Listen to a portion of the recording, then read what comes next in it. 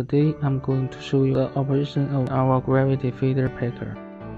Connecting the air source. Give the power supply to the packer. Open the breaker. Power the control system.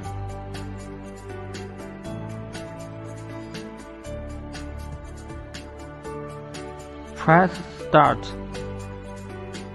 Clamp the bag to the discharge port.